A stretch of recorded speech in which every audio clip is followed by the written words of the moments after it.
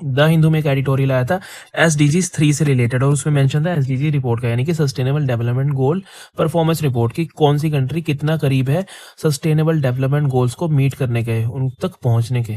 तो कौन रिलीज करता है ये report? UN sustainable development solution network. ठीक है, इंडिया का रैंक इस बार 2025 में था 99th आउट ऑफ 167, और टॉप 3 है फिनलैंड, स्वीडन, डेनमार्क, और टॉप 20 में से 19 कंट्रीज आर यूरोपियन। और आर्टिकल में मेंशन था SDG 3 यानी कि हेल्थ।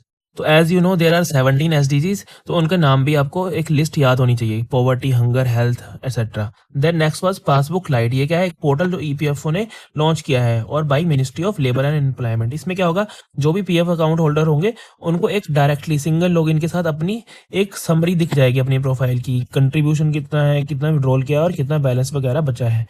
देन इंटरनेशनल वाले पेज पे था येलो क्रेस्टेड कोकाटोस। ये एक तरह का बर्ड है जो क्रिटिकली एंडेंजर्ड है एज पर IUCN की रेड लिस्ट के द्वारा, और इसकी जो रेंज है कहाँ पाया जाता है? इंडोनेशिया और तिमोर लेस्ते में पाया जाता है, और इसका हैबिटेट होगा मोस्टली।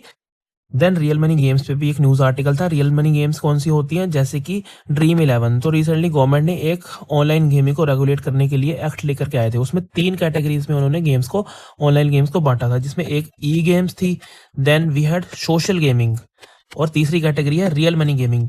तो रियल मनी गेम्स वैसी गेम्स होती है जिसमें जो प्लेयर होता है वो एक्चुअल में कुछ स्टेक पे लगाता है, किसी तरह का पैसा, किसी तरह की ऐसी चीज जो जीतने पे उसको मिलेगी या फिर हारने पे वो लूज करेगा। तो ऐसी डेफिनेशन में रियल मनी गेम्स को रखा गया है और उनको बैन कर दिया गया है।